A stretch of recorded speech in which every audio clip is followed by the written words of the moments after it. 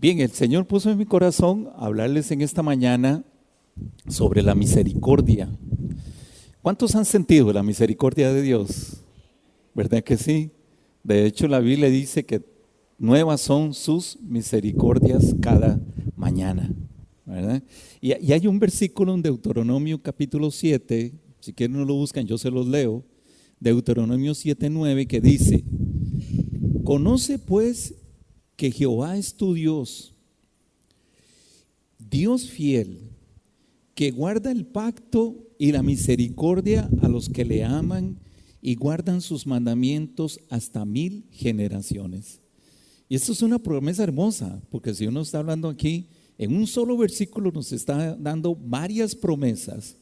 La primera es que el Señor es, Jehová es nuestro Dios, es tu Dios. La segunda es que es un Dios fiel con nosotros. Y la tercera es que Él guarda el pacto que ha hecho con su pueblo. Y esta última, que es a la que me quiero referir hoy, dice que guarda también la misericordia a los que le aman y guardan sus mandamientos hasta 1000 generaciones. Y yo quiero referirme precisamente a esta misericordia de Dios. Cada vez que hablo sobre este tema de la misericordia o escucho a alguien que enseña sobre la misericordia del Señor, a mí me entra una paz en el corazón y me da un sentimiento de seguridad, de confianza, de saber que yo cuento con su misericordia. Y quisiera darles una breve definición de lo que es la misericordia. Hay muchas definiciones, pero yo quisiera compartir una con ustedes muy breve. Misericordia es aceptar incondicionalmente a una persona a pesar de que no reúne los méritos necesarios. Así de sencillo. Y creo que todos nosotros no reuníamos los méritos, ¿verdad? Pero ahí recibimos siempre la misericordia del Señor. Y quisiera apoyarme en una historia que está en la Biblia, la cual nos ilustra a la perfección lo que es el concepto de la misericordia de Dios. Y se trata de la historia del rey David y un hombre que no es muy conocido, con un nombre extrañamente raro para pronunciarlo: Mefiboset. Y pienso que algunos de ustedes conocen esta historia. Si no, pues hoy la vamos a conocer.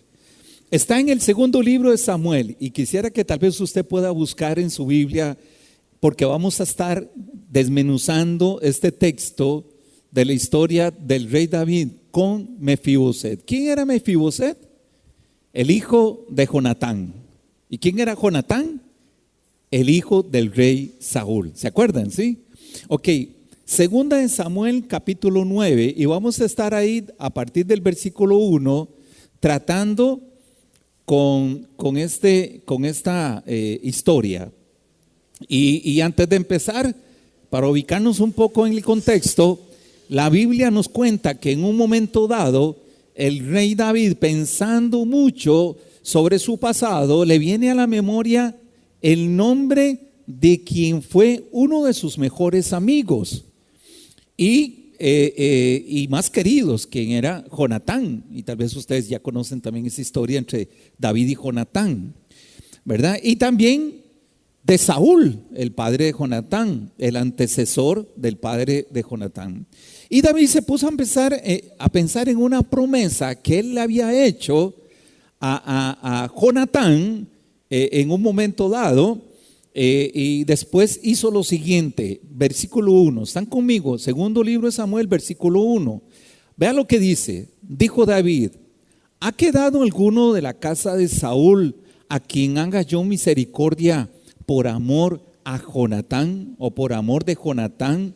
Y David está preguntando si queda algún descendiente de la familia de Saúl, porque quería tener misericordia, y lo hacía porque se había comprometido o lo había prometido a su amigo Jonatán. Y es aquí donde nosotros vemos la misericordia en acción en la vida de David. que ilustra muy bien la misericordia de Dios también. Es una demostración de amor, la misericordia de David y por supuesto la de Dios. Es una demostración de amor porque es extender un favor especial a alguien que no se lo merece,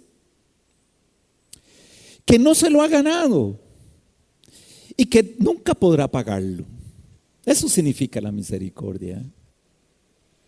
Y por eso David reflexiona y pregunta: ¿hay alguien en el país a quien yo pueda mostrarle toda mi aceptación, a quien yo pueda mostrarle esa clase de amor? Estoy parafraseando lo que dijo David.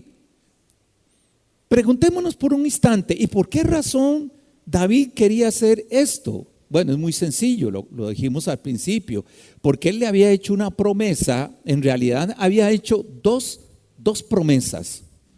Mucho antes de esto, cuando David se hallaba huyendo para salvar su vida de manos de Saúl, Jonatán habla con David y veamos lo que le dice. Aquí vamos a ir un momentito sin perder el segundo libro de Samuel, capítulo 9. No lo pierdan, porque ahí es donde vamos a estar casi toda la mañana, bueno, toda la predicación. Pero vamos a ir un momentito al primer libro de Samuel, capítulo 20. Primer libro de Samuel, capítulo 20. Aquí vemos esas promesas que hizo David tanto a Jonatán como a Saúl. Versículo 13 dice: pero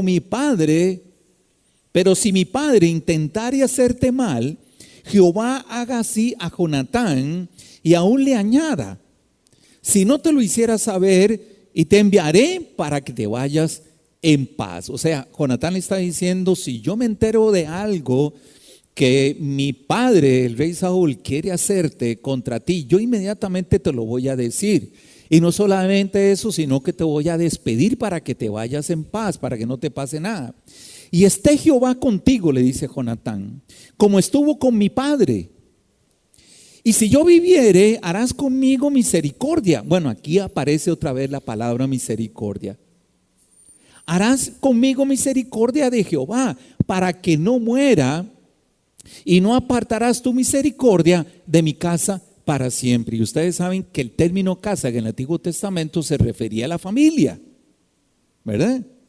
Lo que está diciendo Jonatán aquí es que no solamente misericordia para él, sino para toda su familia.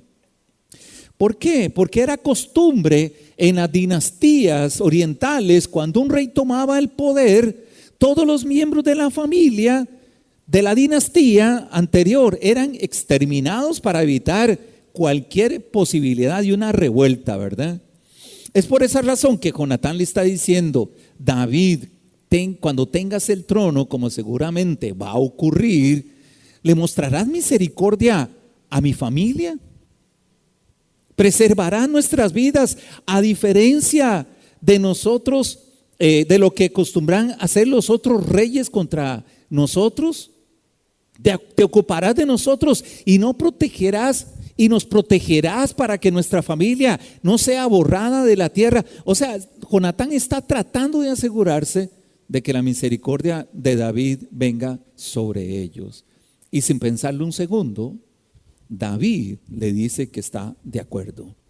Su amor por Jonatán lo mueve a hacer un pacto incondicional con su amigo. Ahora miren lo que dice ahí mismo en el primer libro de Samuel, en el capítulo 20, otra vez, vamos a desviarnos otra vez ahí en los versículos 16 y 17. Dice: así Jonatán hizo un pacto con la casa de David y dijo: Jehová lo demande de la mano de los enemigos de David. Jonatán hizo jurar de nuevo a David a causa de su amor por él, porque le amaba con toda su alma. David le hizo una promesa tanto a Saúl como a Jonatán. Más tarde, como lo registra el segundo libro de Samuel, el capítulo 9, que es donde iniciamos la lectura, y si quiere volvemos otra vez a ese capítulo del segundo libro de Samuel, capítulo 9. Ahí vemos registrada esa promesa y lo encontramos a David pensando precisamente cómo hacer cumplir ese pacto. Y comienza preguntándole a la gente de la corte, el rey David: ¿hay alguien aquí que yo pueda mostrarle misericordia por amor a Jonatán. Y vea que David no sabía si había descendencia de Jonatán o no. Pero hay algo importante que hay que señalar en la pregunta que hace David. Vean que él pregunta, ¿hay alguno?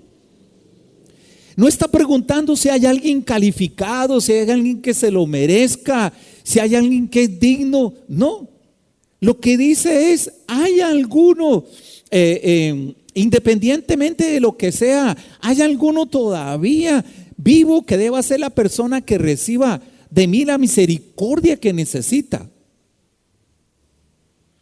Y esto es, mis amados hermanos, una aceptación incondicional basada en un amor incondicional. Lo mismo que hace el Señor con nosotros también. Y mientras vamos desarrollando este texto, vaya tratando usted de ver la analogía de esta historia de David con Mefiboset con la historia de Dios, de Jesucristo con nosotros, porque tiene mucha similitud. Igualmente Jesús nos aceptó de manera incondicional porque Él se basa también en un amor incondicional. Y si había uno, sí había uno, identificaron uno. Entonces contactaron a un siervo de la casa de Saúl que se llamaba Siba, al cual llamaron a la presencia de David, y el rey le preguntó. Estamos en el versículo 2 y 3 del capítulo 9 del segundo libro de Samuel. Dice, ¿eres tú Siba?, dice el rey David. Él respondió, tu siervo soy. Y el rey le preguntó, ¿no queda nadie de la casa de Saúl a quien yo pueda mostrar la misericordia de Dios? Siba respondió al rey, aún queda un hijo de Jonatán, lisiado de ambos pies. Así le contesta. Pero espere un momento, hagamos una pausa aquí. Si usted lee entre líneas la respuesta de Siba, usted puede percibir el tipo o clase de consejo que le está dando Siba al rey David. Creo que le quería decir algo así como esto: David, es mejor que lo pienses un par de veces antes de hacerlo, porque este tipo como que no va a lucir en la corte tuya. No cuadra como en el ambiente, con esta sala del trono, con esta hermosa casa nueva en Jerusalén que tú has construido. Ese hombre tiene un serio impedimento físico. Esto lo digo porque David está preguntando, ¿hay alguno? Y la respuesta de Siba es sí, pero está lisiado de ambos pies.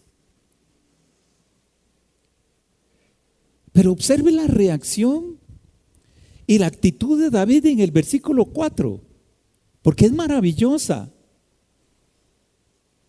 David se mueve en la dirección correcta, se mueve en misericordia, en amor, y el rey le pregunta, ¿dónde está? No pregunta, ¿cuán mal está ese muchacho? Ni siquiera le pregunta por qué está en esa condición. Solamente dice, ¿dónde se encuentra ese hombre?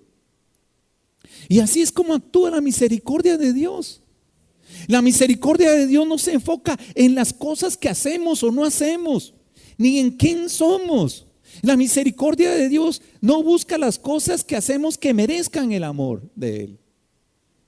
El Señor simplemente te ama y me ama. ¿Cuántos han sentido el amor de Dios? Y somos dignos.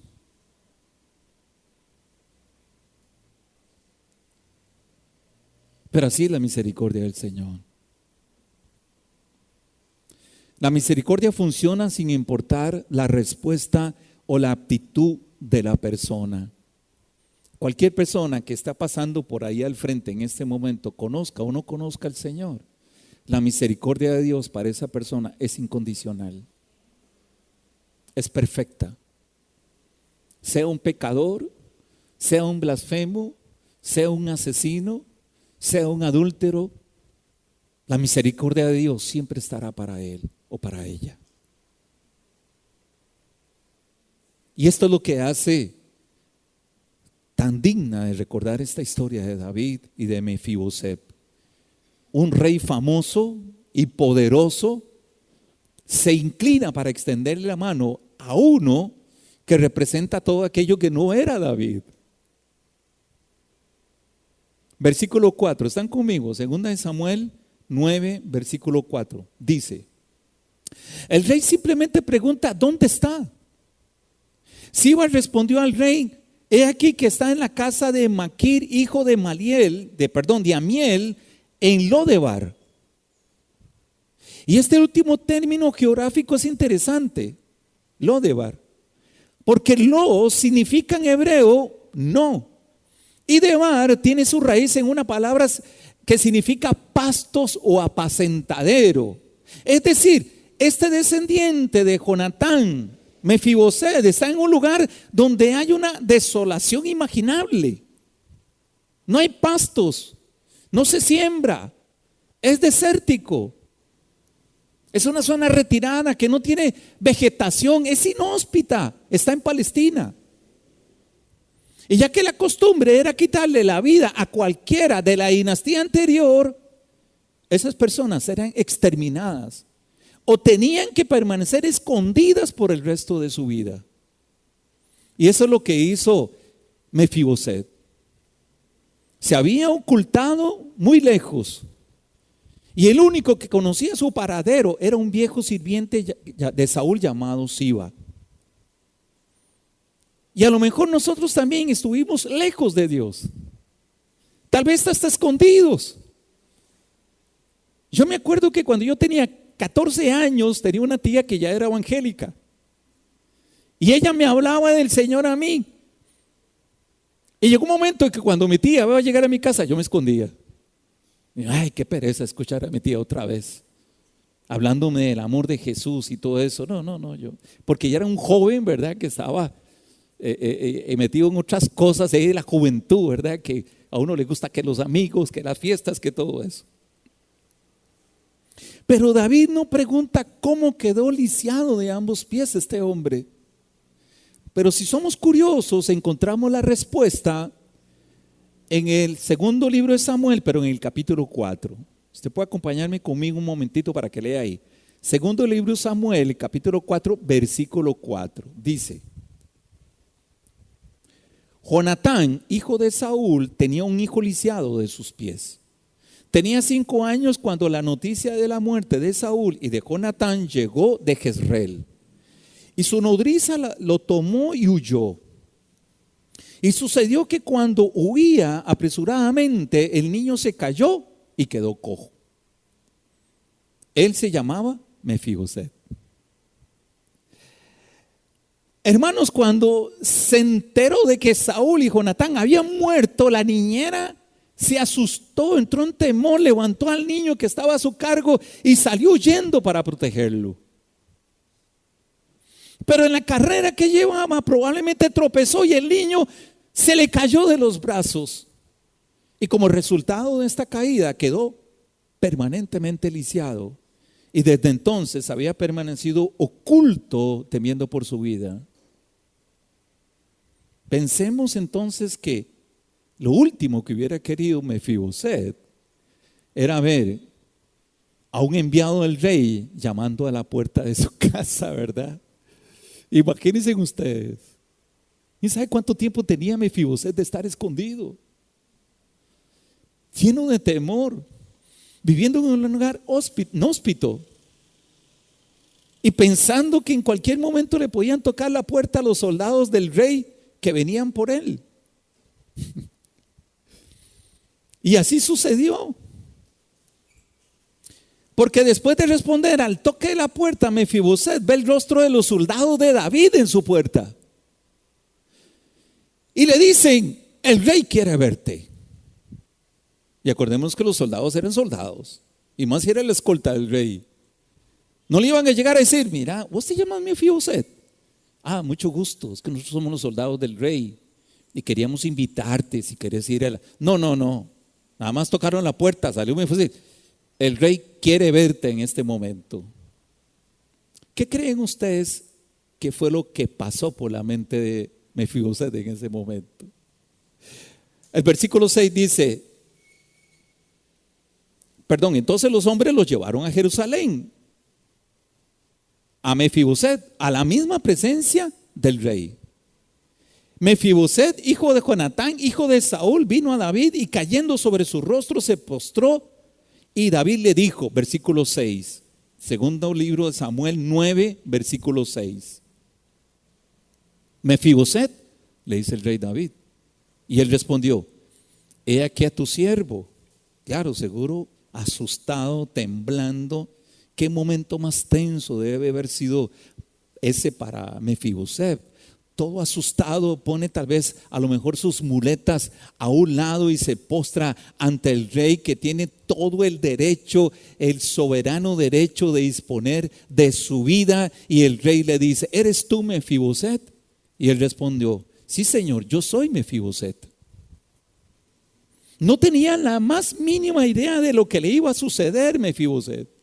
Probablemente esperaba lo peor. Sin embargo, mire lo que dice el versículo 7. El versículo 7 dice, no tengas temor, porque ciertamente yo te mostré misericordia por amor a tu padre Jonatán. Te devolveré todas las tierras de tu padre Saúl, y tú comerás siempre a mi mesa. ¿Puede usted imaginarse lo que debe haber sentido Mefiboset en ese momento? Porque él estaba esperando que tal vez una espada cayera sobre su cabeza. Porque era el único descendiente de la dinastía anterior de Saúl. Pero lejos de escuchar algo así o sentir algo así, simplemente escucha esas palabras increíbles del rey David que le dice, parafraseando, mi amigo, vas a tener un lugar de honor como nunca lo tuviste antes. Y te convertirás en un miembro de mi familia. Y siempre comerás a mi mesa. Y tú y yo vamos a comer por la eternidad en la mesa del Señor.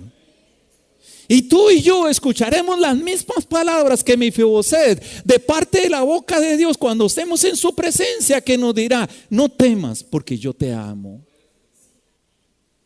Y comerás a mi mesa. Y todo esto que tú ves que es mi reino, también es tu reino. ¿Cuántos anhelan ese momento? Gloria a Dios. Sin embargo, ahí no termina la historia de Mefiboset.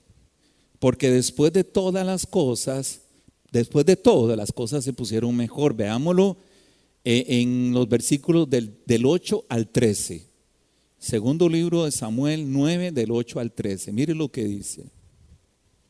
Él se postró y preguntó, ¿quién es tu siervo para que mires a un perro muerto como yo? Oiga la expresión de Mefiboset. Oiga lo bajo que había caído su estima personal. Cómo él se sentía desde que murieron sus padres y su abuelito, el rey Saúl. Porque dice el texto que la niñera se le cayó de las manos. Era un niño pequeño, Mefiboset, y desde ahí empezó a huir y a esconderse y a vivir en un lugar inhóspito. Y yo no sé usted y yo, pero yo viví por muchos años en un lugar inhóspito en este mundo. Alejado de Dios, sin experimentar el amor de Dios, la misericordia de Dios, sin sentir confianza y seguridad, lleno de muchos temores y sin saber que tenía un destino. Pero vino Cristo a mi vida y completamente mi vida cambió. Y le dio un sentido a mi vida, y le dio un destino a mi vida, y le dio una razón y un propósito. Y cada día que yo me levanto le doy gracias a Dios por su misericordia. Amén, hermanos.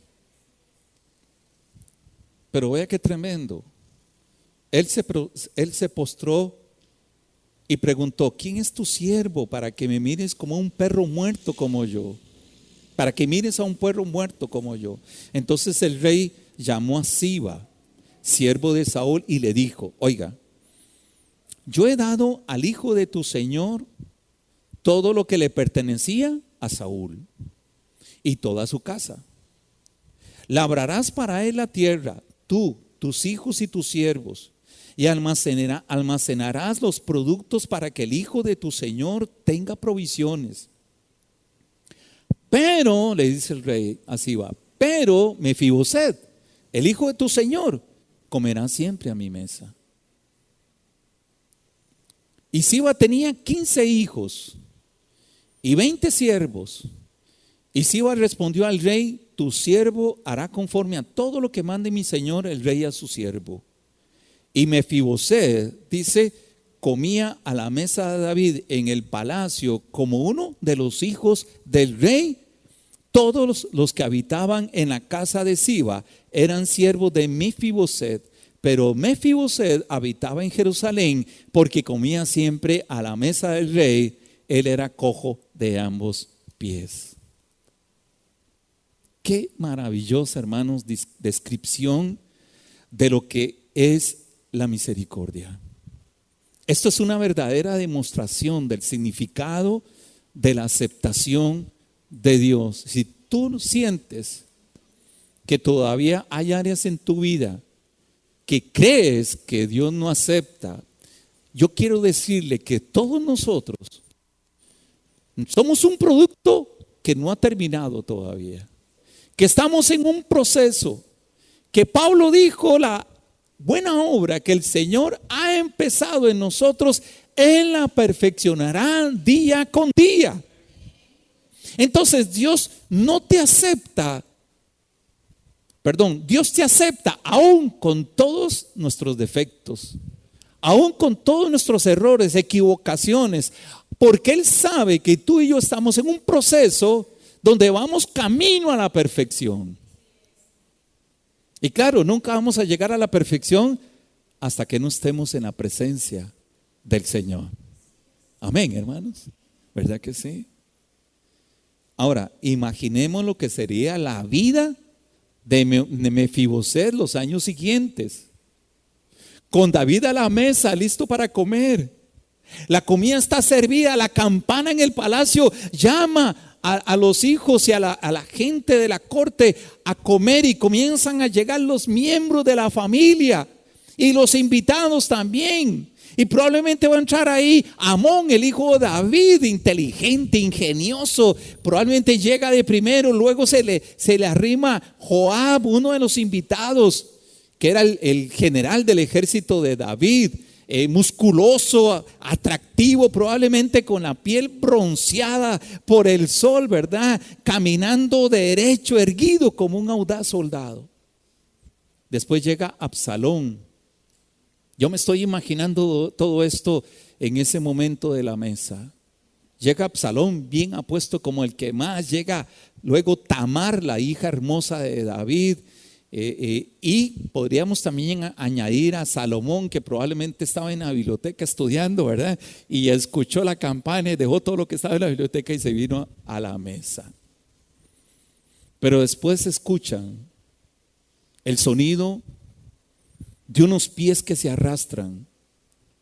Es Mefiboset, que llega renqueando, sonríe y humildemente se une a los demás en la mesa, tomando su lugar, pero como uno más de los hijos del rey. Amén, hermanos. ¿Qué podemos extraer de esta hermosa historia? Yo quiero compartir con ustedes algunas cosas que yo creo que podemos extraer de esta bella historia. Una vez Mefiboset disfrutaba de compañerismo con su padre Jonatán, hijo del rey Saúl. Lo mismo le sucedió a Adán, que caminaba con el Señor en el huerto disfrutando su compañía. Sin embargo, cuando se produjo la tragedia, Mefiboset sufrió una caída que lo dejó lisiado para el resto de su vida. De la misma manera, cuando el pecado entró en el mundo, Adán y Eva huyeron atemorizados, se escondieron de Dios. La respuesta del ser humano fue esconderse de Dios y encontrar razones para no estar con Dios. Por consiguiente, la humanidad se convirtió en una lisiada espiritual. Y David el rey, por puro amor a Jonatán, mostró su misericordia a su hijo menos válido. De igual manera, mis amados hermanos, de igual manera Dios, por amor a su Hijo Jesucristo, y gracias al castigo que Él pagó en la cruz, tuvo misericordia con el pecador que confía en Él. Qué tremendo, hermanos. Mefiboset no tenía nada, no merecía nada, no podía pagarle nada al rey. De hecho, ni siquiera hizo nada por ganarse el favor del rey. Se encontraba más bien huyendo de él, escondido. Y lo mismo puede decirse de nosotros. No merecíamos nada, no teníamos nada, no podíamos ofrecerle nada a Dios. Estábamos tal vez más bien huyendo de Él, y fue Él el que nos encontró a nosotros. Y yo le digo a mi esposa, el Señor me encontró a mí cuando yo tenía 14 años por mi tía que me predicaba de Jesús. Él vino a mí, yo no fui a Él. El Señor vino a este mundo, vino a nosotros, vino a la humanidad a encontrarnos, a buscarnos y a encontrarnos. Sin embargo, la respuesta de Mefiboset de parte de Dios es: tú eres mío, te amo tal como estás, con tus muletas, problemas, impedimentos y todo lo demás. Y me pareciera escuchar la voz de Dios cuando yo le dije a Jesús que lo aceptaba como mi Señor y Salvador, escuchando tal vez las palabras del Señor en ese momento, que me estaba aceptando ahí porque estaba quebrantado yo, llorando en la presencia del Señor, arrepintiéndome de mis pecados. Y así, con todos mis pecados, con todos mis temores, con todas mis faltas, problemas, impedimentos, el Señor extendió su mano y me levantó. David restauró a Mefiboset de un lugar de abandono a un lugar de honor. Tomó a este desamparado e imposibilitado del refugio donde se hallaba y donde no había pastos, y lo trajo a un lugar de abundancia, nada menos que a la misma corte del rey. ¿Y sabe qué nos espera a nosotros? Ay, mi amado hermanos, creo que la mente de nosotros los seres humanos no nos daría para pensar o para imaginarnos bien cómo es el cielo, cómo es el palacio de Dios, cómo es la nueva Jerusalén. La analogía, mis amados hermanos, es clara. Dios nos ha tomado desde donde estábamos y nos ha traído a donde Él está. Él está en un lugar de compañerismo con nosotros. Nos ha restaurado lo que una vez habíamos perdido en Adán. David adoptó a Mefiboset, lo incluyó en su familia, se convirtió en uno de los hijos del rey. Eso es lo que el Señor ha hecho con el pecador que pone su fe en Él. Nos ha adoptado en la familia del Rey Celestial. Por eso nos decimos hermanos y hermanas, porque tenemos un solo Padre en común. Por eso nos amamos como nos amamos. Amén, hermanos. Porque tenemos un amor filial entre nosotros y un amor ágape con Dios.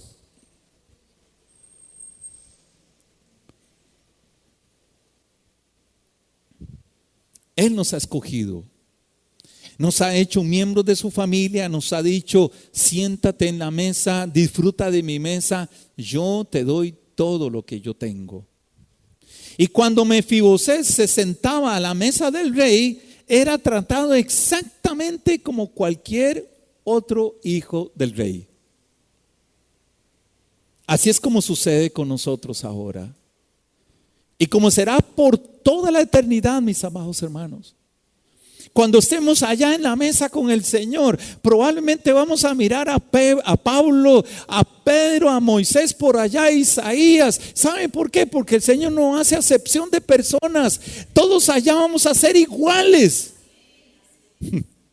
Así que prepárese, mi amado hermano, porque probablemente usted en algún momento se va a sentar a la mesa del Señor con Abraham a la par.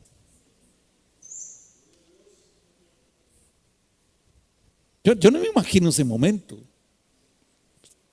Yo no me imagino tal vez estar a la par del rey David. Pero ¿por qué no? Si el Señor nos ha invitado a su mesa. Y allá el Señor no va a decir, bueno, los de tal nivel, en aquella mesa de allá, como en el Antiguo Testamento, allá en el atrio de los gentiles, allá atrás, ¿verdad? No. El Señor nos va a sentar en su mesa. Qué tremendo, hermanos. Y ahí vamos a estar con Él cantando, adorándole con millones de ángeles. Así es como sucede con nosotros ahora. ¿Y sabe qué, mi amado hermano? El Señor nos mirará en ese momento. Y solo con la mirada del Señor vamos a recibir tanto amor, mis amados hermanos.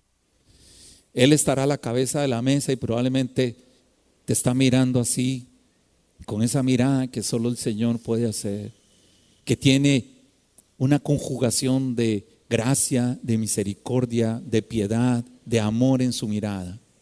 Amén, hermanos. No lo hemos visto ojo a ojo, cara a cara, ¿verdad? Pero cuando estemos en ese momento lo vamos a ver tal y como es Él, y Él nos mirará tal y como somos nosotros. Amén, hermanos. Lindo. Tú eres mío, eres importante para mí como los demás hijos, hijas míos. Qué lindo, hermanos. Para esta Navidad reflexionemos sobre esto. Que en esta Navidad, mis amados hermanos, la gente de allá afuera que no conoce al Señor, de todos aquellos Mefiboset que andan caminando allá afuera, que todavía no han experimentado la misericordia de Dios, nosotros, usted y yo, seamos esos agentes de Dios, que salimos de este lugar no para encender luces y comer tamales y todo eso que es muy bonito y se debe hacer en diciembre, sino más bien para la tarea primordial que tiene Dios para su iglesia, de ir y hacer discípulos a todas las naciones, enseñándoles todas las cosas que nosotros hemos aprendido de Dios y bautizándolos en el nombre del Padre, del Hijo y del Espíritu Santo. Y el Señor estará con nosotros. ¿Cuánto tiempo? Todos los días de nuestra vida. Es tiempo de mostrar la misericordia de Dios. Tú la tienes. La recibes cada día. El Señor renueva cada mañana la misericordia de Dios, de Él sobre nosotros. Y no se vale guardarnos eso en una gaveta. No, mi amado hermano. Lo que es válido es que nosotros como pueblo de Dios seamos como esa estrella en el cielo que guió a los reyes magos hasta el mismo pesebre de Jesús. Tú y yo, no alumbrando con nuestra propia luz, sino con la luz de Cristo Jesús en nosotros. Porque Jesús lo dijo, somos la luz del mundo. Y una luz no se mete debajo de una mesa, sino se pone en lo alto como están estas, para que alumbre todo. Así como dijo el apóstol Pablo, ¿verdad? Que la luz de nosotros resplandezca para que todos la miren y conozcan que hay un Salvador lleno de gracia y de misericordia que los está esperando a ellos también. Amén, hermanos. Bendito sea el Señor. Yo le invito para que usted se ponga de pie en esta mañana. Póngase de pie conmigo. Y Y tal vez usted con sus ojos cerrados, olvidándose tal vez de los frijolitos que quedaron en la casa, ¿verdad? Que están calientitos, o que nadie lo interrumpa, así con sus ojos cerrados, usted le pueda decir en esta mañana al Señor: Señor, gracias. Gracias porque yo fui un Mefiboset antes de conocerte a ti, Señor. Pero ahora soy tu hijo y tú eres mi amado Padre. Y estoy, Señor, en el reino de Dios. No tengo que esperar hasta llegar a la eternidad, porque Jesús dijo: el reino de Dios se ha acercado a vosotros. Cuando tú recibiste a Cristo como su Señor y su Salvador, en ese mismo instante Dios perdonó tus pecados y te trasladó del reino de las tinieblas al reino de la luz de Dios. Y ahí es tu lugar. Ese es el lugar donde tú perteneces. Y lo ha hecho el Señor por la pura gracia y misericordia, como un don, un favor, un regalo no merecido, pero que por amor de Dios lo hemos recibido y ahora somos hijos de Dios. Y a través del Espíritu Santo clamamos, o hemos recibido el espíritu de adopción, por el cual clamamos: Abba, Padre, papá, papito hermoso eres tú, Señor. Yo te adoro y te alabo en esta mañana. Y te doy gracias, Señor, porque hoy que recibí la Santa Cena, hice una vez más memoria de todo el amor que tú derramaste en la cruz por mí. Y si tú tienes problemas, dificultades, estás pasando por un tiempo difícil, este es el momento para que tú corras a Él. Él es tu Padre. Él te sostendrá. Él te guiará de la mano en medio de esta situación. Él te dará las fuerzas como el búfalo para soportar y sobrellevar. Y como nos enseña el apóstol Pablo en las cartas, dice: hasta que nosotros salgamos adelante de la prueba, porque no nos ha dado ninguna prueba que no sea humana, sino que fiel es Dios, que estará con nosotros y nos hará soportar la prueba hasta ver el final. Así que, mi amado hermano, llénese de esperanza en esta mañana, llénate de fe y sigue adelante en el Señor, porque Dios está con nosotros todos los días de nuestra vida. Amén, hermanos. Que Dios me los bendiga, hermanos. Que Dios los guarde. Amén. Amén.